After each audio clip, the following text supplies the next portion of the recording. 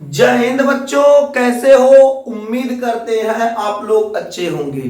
प्यारे बच्चों, आज का क्लास लेकर फिर आप सबके बीच उपस्थित हो गए हैं। आज के क्लास में हम लोग अध्ययन करने वाले हैं इम्प्लांटेशन, रोपण। कुछ लोग इसे रोपण कहते हैं, कुछ लोग इसे अंतर रोपण कहते हैं। तो मेरे देश के नौजवान, रोपण कहा जाए या अंतर रोपण कहा जाए, बात एक ही है।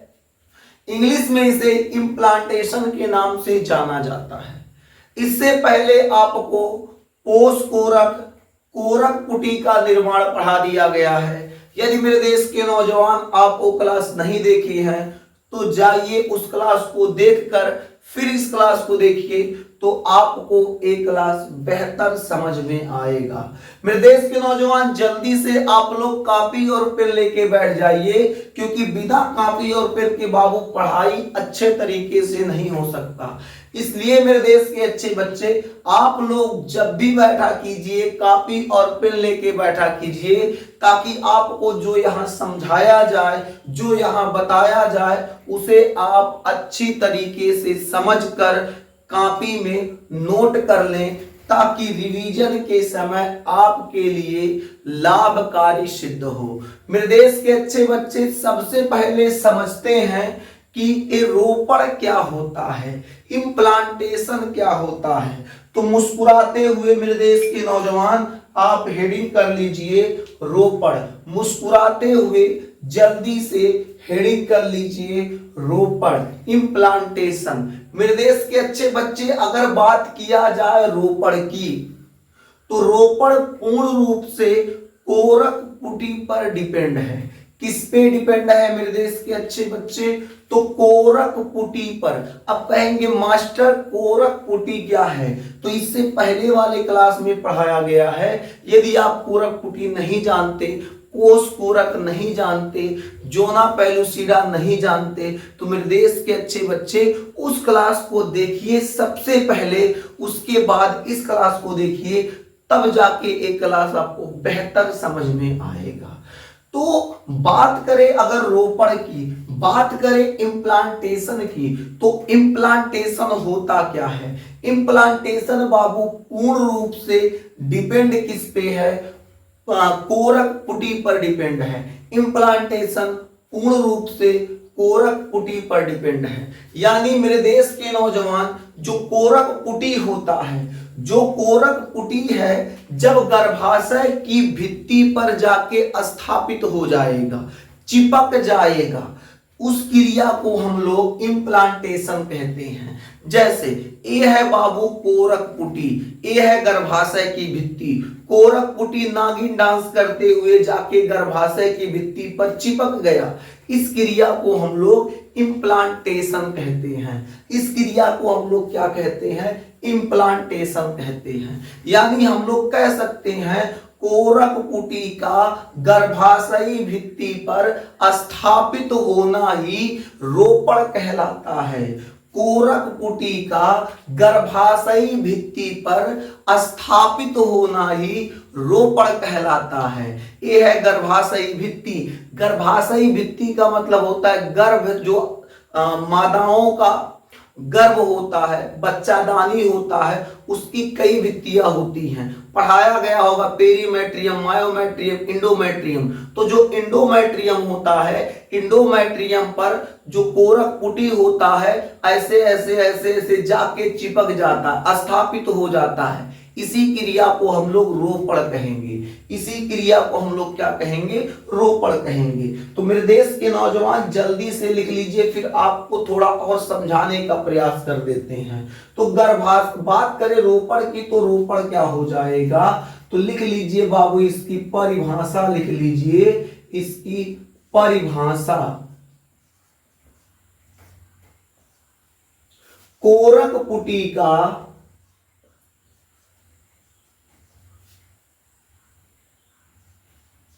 कोरक पुटी का कोरक पुटी का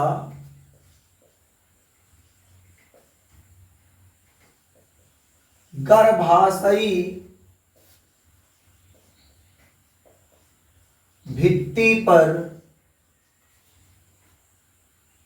स्थापित होना, स्थापित होना, कोरक पुटी का गर्भाशयी भित्ति पर स्थापित होना रोपण कहलाता है।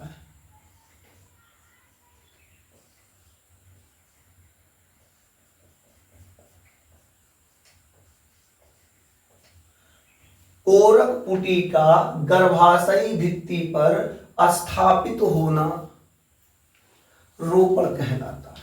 जैसे मेरे देश के नौजवान मान लेते हैं एक गर्भाशय है, ध्यान से समझिएगा, ए है गर्भाशय, ए है गर्भाशय। अब जो गर्भाशय होता है आपको पता है इसके 3 लेयर होते हैं। सबसे बाहर का जो लेयर होता है वो है पेरीमेट्रियम। ये जो सबसे बाहर का लेयर होता है उसे हम लोग बाबू पेरीमेट्रियम कहते हैं, ठीक है। इसके बाद जो लेयर होता है उसको हम लोग मायोमेट्रियम कहते हैं। इसके बाद के लेयर को हम लोग क्या कहते हैं, इसके बाद के परत को हम लोग क्या कहते हैं, मायोमेट्रियम। इसके बाद जो सबसे अंदर की तरफ परत होता है, सबसे अंदर की परत को हम लोग कहते हैं इंडोमेट्रियम। सबसे अंदर की परत को क्या कहा जाता है, इंडोमेट्रियम। तो मेरे देश के नौजवान ये जो इंडोमेट्रियम होता है, इस इंडोमेट्रियम से जब बाबू कोरक पुटी, ये क्या है, कोरक पुटी, ये है कोरक पुटी।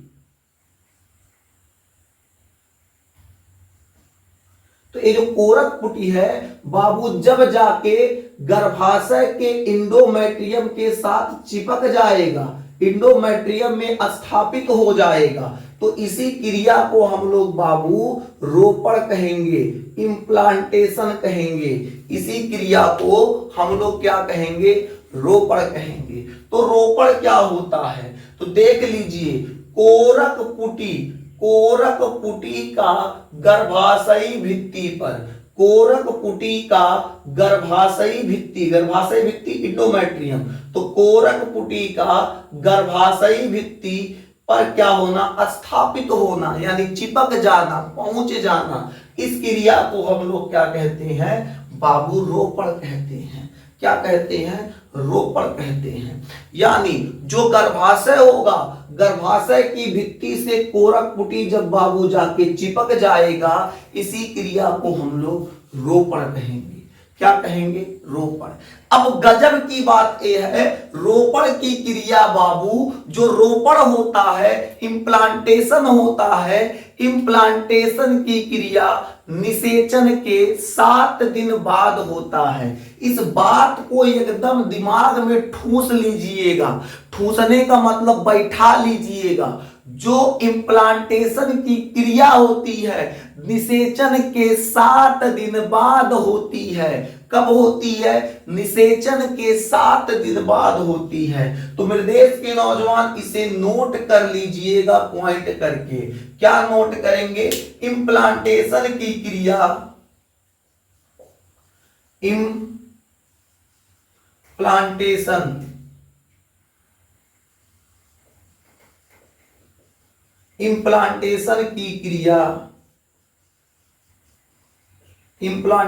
की क्रिया कब होता है जी, निषेचन के 7 दिन बाद, निषेचन के 7 दिन बाद,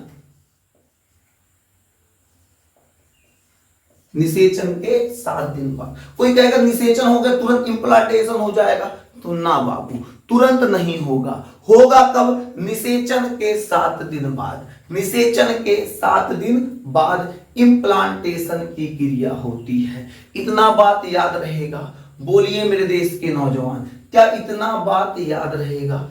ठीक है। अब देखिए, जब इम्प्लांटेशन की क्रिया होती है, ध्यान से समझिएगा, जब इम्प्लांटेशन की क्रिया होती है तो ये जो कोरक पुटी होता है, ये जो कोरक पुटी है, इसके ऊपर जोना पेलुसिडा लगा होता है। क्या होता है, जोना पेलुसिडा, जोना पेलुसिडा।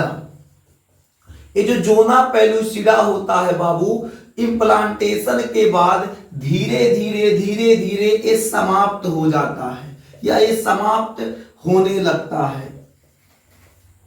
ठीक है, तो कहने का मतलब जब इम्प्लांटेशन की क्रिया हो जाती है, इम्प्लांटेशन की क्रिया के बाद एक कोरक पुटी, ये जो कोरक पुटी होती है, एक कोरक पुटी के बाहर जोना पेलुसिडा की परत चढ़ी होती है, जोना पेलुसिडा की परत होती है। तो ये जो जोना पेलुसिडा की परत है बाबू, ये धीरे धीरे धीरे धीरे धीरे धीरे धीरे धीरे क्या होती है, समाप्त हो जाती है। समाप्त होने के बाद जोना पेलुसिडा जब समाप्त हो जाएगी तो इसके अंदर बाबू एक ऐसी संरचना पाया जाएगा, कोशिकाओं से बनी एक संरचना होता है जिसे कोष कोरक कहते हैं। क्या कहते हैं? कोष कोरक कहते हैं। थोड़ा बड़ा लिखते हैं ताकि आपको दिखाई दे दे। कोष कोरक। जब जोना पेलुसिडा समाप्त हो जाता है, जब जोना पेलुसिडा समाप्त हो जाता है या फिर कह सकते हैं समाप्त होने लगता है, उस समय क्या होता है, कोष कोरक में तेजी से विभाजन प्रारंभ होता है। उस समय ये जो कोष कोरक होता है इसमें बाबू विभाजन प्रारंभ होता है, विभाजन प्रारंभ होता है। और विभाजन जब प्रारंभ होता है तो एक कोष कोरक उंगली के समान, ऐसे उंगली देख रहे हैं, ऐसे उंगली के समान एक संरचना बनाता है। कैसे? जब इसमें विभाजन शुरू हो जाएगा तो यहां से बाबू क्या होगा, उंगली के समान ऐसे एक संरचना बनाएगा जिसे जरायु अंकुरण या कोरियोनिक बिलाई कहते हैं। तो क्या समझाया गया? पहला बात ये समझाया गया, इम्प्लांटेशन के क्रिया के बाद जोना पेलुसिडा धीरे धीरे समाप्त होता है, उसी समय कोष कोरक में विभाजन प्रारंभ होता है। जब कोष कोरक में विभाजन प्रारंभ होगा तो कोष कोरक उंगली के समान, देखो ये उंगली की तरह दिखाई दे रहा है कि नहीं, तो उंगली के समान एक संरचना का निर्माण करता है जिसे जरायु अंकुरण या फिर कोरियोनिक बिलाई कहते हैं। ज्यादा लोग बाबू इसे कोरियोनिक बिलाई के नाम से जानते हैं। तो आप लोग बाबू जरायु अंकुरण कह लीजिए या कोरियोनिक बिलाई कह लीजिए, बतिया यक्का है। तो क्या कह सकते हैं? कह सकते हैं जब कोष कोरक में तेजी से विभाजन प्रारंभ होता है, जब कोष कोरक में तेजी से विभाजन प्रारंभ होता है, उस समय कोष कोरकवा बाबू अंगुली के समान संरचना का निर्माण करता है जिसे जरायु अंकुरण या फिर कोरियोनिक बिलाई कहते हैं। बात समझ में आ गया क्या? बोलिए मेरे देश के नौजवान, क्या बात समझ में आ गया? बताइए मेरे देश के अच्छे बच्चे। कोई आपसे पूछेगा कोरियोनिक बिलाई क्या है तो बता लेंगे। क्या बताएंगे? अंगुली के समान संरचना, अंगुली के समान संरचना वाले, अंगुली के समान संरचना वाले, जो यहाँ अंगुली के समान संरचना दिखाई दे रहा है उस संरचना को हम लोग कोरियोनिक बिलाई कहेंगे। अंगुली के समान संरचना जो दिखाई दे रहा है उसे हम लोग क्या कहेंगे? कोरियोनिक बिलाई, जरायु अंकुरण कहेंगे। बोलिए मेरे देश के अच्छे बच्चे, क्या इतनी बातें आपको समझ में आ गई? बताइए मेरे देश के नौजवान, क्या आपको इतनी बातें समझ में आ गई? बोलिए मेरे देश के अच्छे बच्चे, समझ में आ गया? तो क्या समझे? आपको अभी तक समझाया गया कोरक पुटी का गर्भाशयी भित्ति में स्थापित होना, कोरक पुटी का गर्भाशयी भित्ति में स्थापित होना रोपण कहलाता है। रोपण की क्रिया निषेचन के 7 दिन बाद प्रारंभ होता है या फिर होता है। इसके अलावा बताया गया जो एक कोरक पुटी होता है इसके ऊपर जोना पेलुसिडा की परत होती है जो धीरे धीरे समाप्त होने लगती है। अंदर कोष कोरक यहाँ होता है, बाहर की तरफ एक परत ऐसे लगा होता है, इसके नीचे भी होता है। आप कोरक पुटी जहां पढ़ाए वहां जाके पढ़ लीजिएगा, ठीक है। तो पोषकोरक जो होता है इसमें क्या होता है, विभाजन प्रारंभ होता है। जब इसमें विभाजन प्रारंभ होगा तो विभाजन से एक अंगुली नुमा संरचना बनेगा जिसे कोरियोनिक विलाई कहेंगे। जिसे क्या कहेंगे मेरे देश के अच्छे बच्चे, कोरियोनिक विलाई कहा जाएगा। जिसे क्या कहा जाएगा, कोरियोनिक विलाई कहा जाएगा। समझ में आ गया। अब बाबू आपको हम समझाएंगे एक गजब चीज। अब आपको समझाया जाएगा अपरा। हेडिंग कर लो मेरे देश के नौजवान, अपरा। बड़ा टेंशन की बात है भाई साहब, अपरा क्या होता है। प्लेसेंटा अंग्रेजी में बोलते हैं भाई साहब, प्लेसेंटा। अपरा क्या होता है, अपरा बताइए मास्टर।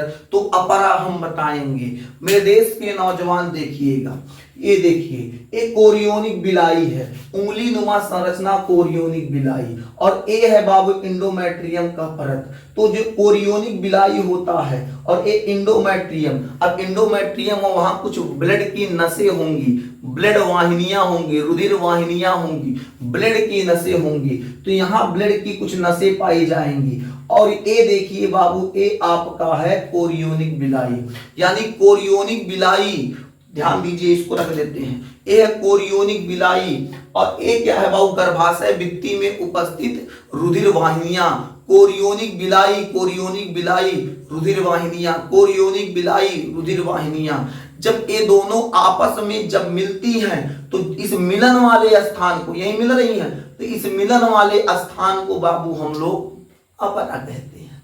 क्या कहते हैं, अपरा कहते हैं। तो हम लोग कह क्या सकते हैं मास्टर, तुहार देहाती भाषा तो समझ में आ गया, तनी तनी लिखेंगे कैसे बता दो। तो बाबू हम लोग कह सकते हैं कोरियोनिक बिलाई रुधिर वाहिनियों के बीच के संबंध को, कोरियोनिक बिलाई रुधिर वाहिनियों के बीच के संबंध को अपरा कहा जाता है। क्या कहा जाता है, अपरा कहा जाता है।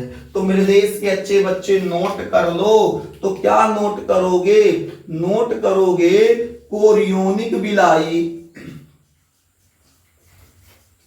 कोरियोनिक बिलाई और रुधिर वाहिनियों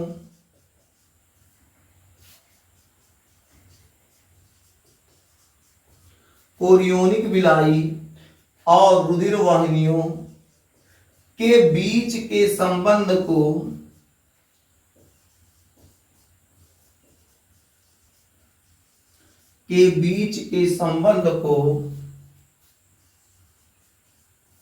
कोरियोनिक बिलाई और रुधिर वाहिनियों के बीच के संबंध को अपरा, अपरा, अपरा कहा जाता है।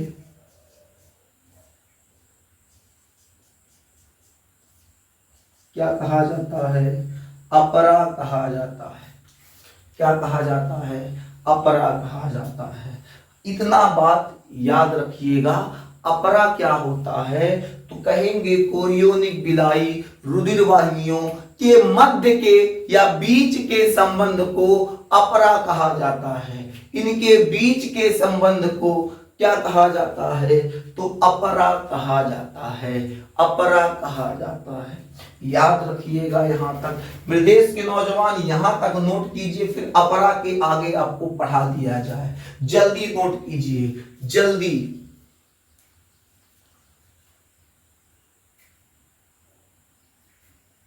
अब हम लोग समझते हैं अपरा। तो अपरा में क्या बताया गया, अपरा में बताया गया कोरियोनिक बिलाई और रुधिर वाहिनियों के बीच के संबंध को अपरा कहते हैं। कोरियोनिक बिलाई और रुधिर वाहिनियों के बीच के संबंध को अपरा कहते हैं। देखिए मेरे देश के नौजवान, जो अपरा होता है, अपरा का निर्माण निषेचन के तीसरे सप्ताह तक होता है। यानी कह सकते हैं हम लोग, ये जो अपरा होता है, इस अपरा का जो निर्माण होगा कब होगा, निषेचन के तीसरे सप्ताह तक। निषेचन के तीसरे सप्ताह तक कब होगा, निषेचन के तीसरे सप्ताह तक। यानी जो अपरा होता है, अपरा का निर्माण निषेचन के तीसरे सप्ताह तक हो जाता है। इस बात को याद रखिएगा, अपरा का निर्माण निषेचन के तीसरे सप्ताह तक हो जाता है। जब अपरा का निर्माण होता है बाबू, सुनिएगा, जब अपरा का निर्माण होता है तो इस समय क्या होता है, ये अपरा से एक नली निकलती है, एक पाइप निकलती है जिसे नाभिरज्जु कहते हैं। जिसे क्या कहते हैं, नाभिरज्जु कहते हैं। ये जो नाभिरज्जु होता है, इस नाभिरज्जु का काम क्या है, इस नाभिरज्जु की सहायता से बाबू मां द्वारा, मां के अपरा द्वारा भ्रूण के अपरा में पोषक पदार्थों को पहुंचाया जाता है। किसको, पोषक पदार्थों को पहुंचाया जाता है और उत्सर्जी पदार्थों को, उत्सर्जी पदार्थों को बाहर किया जाता है। भाई लइकवा, बाबू, छोटका बच्चा, बच्चा नहीं कहेंगे, भ्रूण, जो भ्रूण अंदर बन रहा है, जो अभी छोटा सा बच्चा धरती पे आने की तैयारी कर रहा है, जो अभी बन रहा है, उस भ्रूण को भोजन की आवश्यकता पड़ेगी, उत्सर्जन की आवश्यकता पड़ेगी, श्वसन की आवश्यकता पड़ेगी। तो जो ये नाली होता है, ये जो नली होता है, अपरा से निकला हुआ जो पाइप होता है, जिसे नाभिरज्जु कहा जाता है, इसी की सहायता से पोषक पदार्थों को भेजा जाएगा, उत्सर्जी पदार्थों को निकाला जाएगा, पोषक पदार्थों को भेजा जाएगा, उत्सर्जी पदार्थों को निकाला जाएगा। कैसे क्या होता है आज के क्लास में बताएंगे, भी आगे बताएंगे। बस याद रखिएगा, जो अपरा होता है, अपरा से एक पाइप निकलता है, एक नलिका निकलता है, जिस नलिका को नाभिरज्जु कहा जाता है। जिस नलिका को मेरे देश के अच्छे बच्चे क्या कहा जाता है, तो नाभिरज्जु कहा जाता है। बताइए मेरे देश के बच्चे, आपको समझ में यहां तक आ गया क्या? जल्दी बताइए, क्या आपको यहां तक समझ में आ गया? तो क्या बताया गया, जो अपरा होता है, अपरा का निर्माण निषेचन के तीसरे सप्ताह तक होता है। जो अपरा होता है, अपरा से एक पाइप निकलता है जिसे नाभिरज्जु कहते हैं। जिसे क्या कहा जाता है, नाभिरज्जु कहा जाता है। बात करें बाबू अपरा में, थोड़ा सा और बात किया जाए तो बाबू याद रखिएगा, मां का जो अपरा होता है उसे मातृक अपरा कहते हैं, और जो भ्रूण का अपरा होता है उसे भ्रूण अपरा कहते हैं। मातृक अपरा और भ्रूण अपरा। अब मातृक अपरा, भ्रूण अपरा क्या है, तो बाबू ये अपरा के भाग हैं। ये अपरा के क्या हैं, अपरा के भाग हैं। तो अपरा के भाग कितने, तो अपरा के बाबू दो भाग। कौन कौन से, तो बाबू जो मां का अपरा होगा उसे मातृक अपरा कहा जाएगा, और जो बच्चे का अपरा होगा उसे भ्रूण अपरा कहा जाएगा।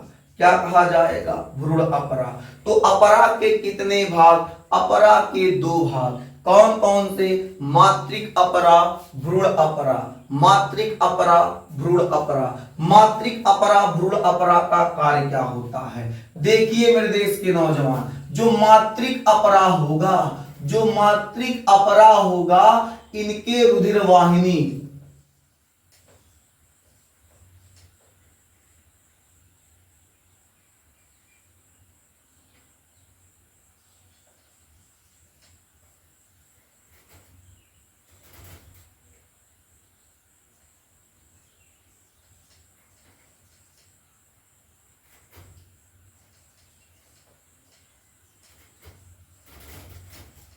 जो मातृक अपरा होगा, मातृक अपरा के रुधिर वाहिनियों से क्या किया जाएगा, पोषक पदार्थों, पोषक पदार्थों, पोषक पदार्थ, यही बताया था नाभिरज्जु की सहायता से।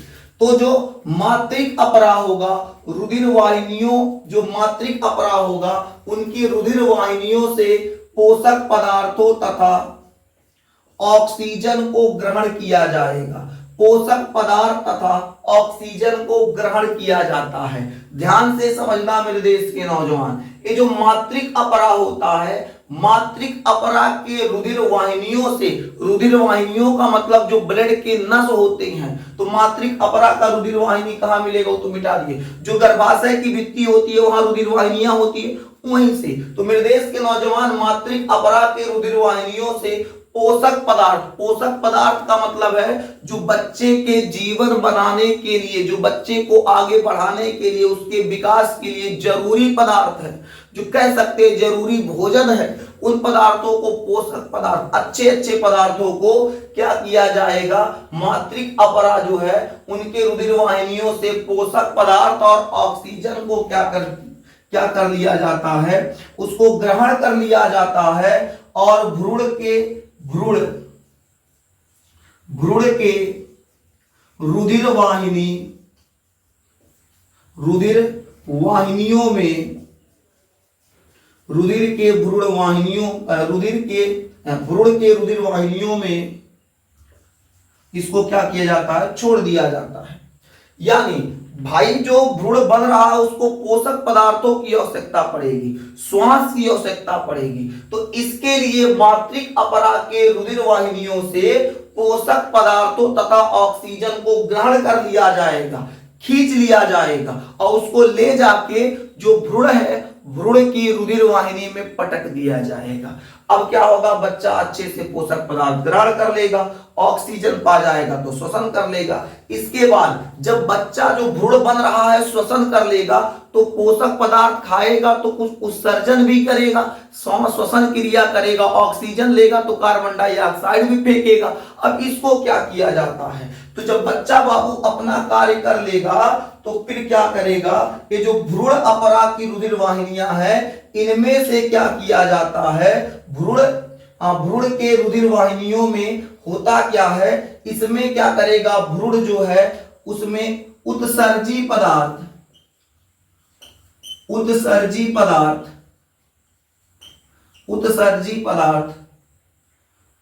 प्लस या तथा लिख दें CO2 कार्बन डाइऑक्साइड को इसमें छोड़ देता है। और जब छोड़ देगा तो इस उत्सर्जी पदार्थ को फिर ले जाके कहां पहुंचा दिया जाता है, फिर मातृक अपरा के रुधिर वाहिनी में इसको छोड़ दिया जाता है। यानी कहने का मतलब क्या है, जो गर्भ में भ्रूण बन रहा है उसको पोषक तत्वों की आवश्यकता होगी, पोषक पदार्थों की आवश्यकता होगी, ऑक्सीजन की आवश्यकता होगी। तो जो मातृक अपरा होता है, ये जो मातृक अपरा होता है, मातृक अपरा के रुधिर वाहिनियों में पोषक तत्व ऑक्सीजन सब उपस्थित होता है, उसको अपरा ले लेगा और ले जाके नाभिरज्जु की सहायता से भ्रूण के रुधिर वाहिनियों में छोड़ देगा। भ्रूण पोषक तत्व अपना लेगा, भ्रूण पोषक पदार्थों को ग्रहण कर लेगा, ऑक्सीजन को ग्रहण कर लेगा। अब जो भ्रूण है वो कुछ उत्सर्जन करेगा, उत्सर्जी पदार्थों को छोड़ेगा, ऑक्सीजन लिया है तो कार्बन डाइऑक्साइड को छोड़ेगा। तो जो भ्रूण होता है उत्सर्जी पदार्थ और कार्बन डाइऑक्साइड को जब छोड़ेगा तो ले जाके अपने क्या करेगा, रुधिर वाहिनियों में जो भ्रूण होगा, भ्रूण अपने अपरा के रुधिर वाहिनियों में इसको छोड़ देगा। और जब छोड़ देगा तो उस पदार्थों को क्या जाएगा, यहां से उठा के फेंक कहां दिया जाएगा, मातृक अपरा के रुधिर वाहिनियों में। ये देखिए ये भ्रूण अपरा, क्या लिखा है, भ्रूण अपरा,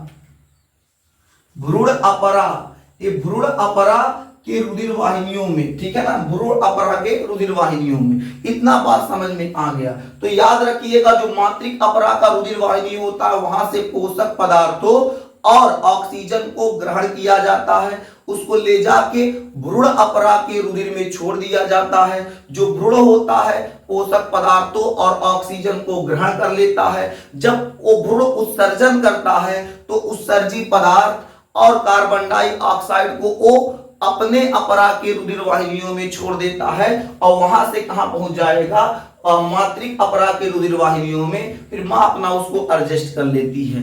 बाबू इतना बात समझ में आ गया। अब देखिए एक बात और याद रखिएगा, ये जो मातृक अपरा होता है, याद रखिए, ये जो मातृक अपरा होता है और ये जो भ्रूण अपरा होता है, जो मातृक अपरा होगा बाबू, इसका निर्माण गर्भाशयी भित्ति से होता है, गर्भाशयी भित्ति से होता है। और ये जो भ्रूण अपरा होता है, इसका निर्माण बाबू कोरियोनिक रसांकुर से होता है, कोरियोनिक रसांकुर से होता है। तो आपसे अगर पूछ लिया जाए मातृक अपरा का निर्माण कैसे होता है, आपको भी बताया गया कि अपरा के दो भाग, मातृक अपरा, भ्रूण अपरा, लेकिन आपसे अगर पूछ लिया जाए ये मातृक अपरा जो है इसका निर्माण कैसे होता है, तो आप कहेंगे गर्भाशयी भित्ति से। कहां से होता है? गर्भाशयी भित्ति से। बात किया जाए भ्रूण अपरा का निर्माण कहां से होता है, तो कोरियानिक रसांकुर से होता है, कोरियानिक रसांकुर से। अब एक बात और याद रखिएगा, अपरा के कार्य, अपरा कार्य क्या करता है भाई साहब, अपरा का कार्य क्या होता है? तो बाबू एक बच्चे के जीवन में सबसे बड़ा योगदान अपरा का ही होता है, एक बच्चे के जीवन में सबसे बड़ा योगदान अपरा का ही होता है।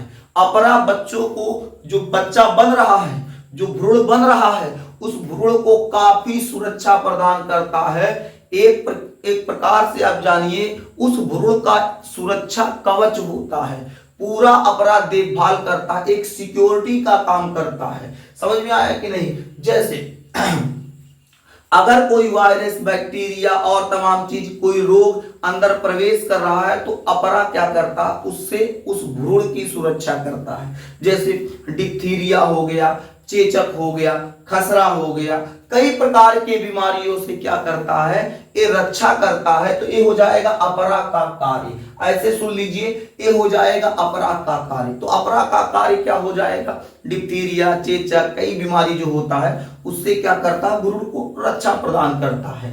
इसके अलावा अपरा क्या करता है, भ्रूण तक पोषक पदार्थों और ऑक्सीजन को पहुंचाता है और उत्सर्जी पदार्थ और कार्बन डाइऑक्साइड को बाहर निकालता है। ये हो गया बाबू आपका दूसरा कार्य। ऐसे अपरा के कई कार्य हैं, कई मतलब कई कार्य हैं। तो समझ में आ गया मेरे देश के अच्छे बच्चे? क्या आप बताइए यहां तक आपको समझ में आ गया? याद रखिएगा, बहुत ज्यादा कठिन अपरा नहीं है, इसको घबराइएगा नहीं कि बाप रे अपरा कितना कठिन है। कठिन नहीं है, एक बार दो बार इसको पढ़िएगा, आपको अच्छी तरीके से समझ में आ जाएगा। अपरा का क्लास आज यहीं रोकते हैं। आज के लिए बस इतना ही। इसके बाद आपको प्रसव और दुग्ध स्राव पढ़ाना है, जो कल के क्लास में आपको वीडियो मिल जाएगा। अब लगातार आपका क्लास लगेगा, बीच में लंबे समय तक आपका क्लास नहीं लगा तो आपको लगा होगा कि मास्टरवा अब पढ़ाएगा नहीं। नहीं बाबू, पढ़ाया जाएगा, घबराना नहीं है, बिल्कुल टेंशन नहीं लेना है, पढ़ाया जाएगा। बीच में समय ना मिलने के कारण, कोचिंग क्लासेज में ज्यादा व्यस्तता थी, समय ना मिलने के कारण आपको नहीं पढ़ा पा रहे थे, लेकिन मेरे देश के नौजवान अब आपको रेगुलर पढ़ाया जाएगा। रेगुलर मतलब रेगुलर। समय क्या होगा बता दिया जाएगा, परेशान ना होइए।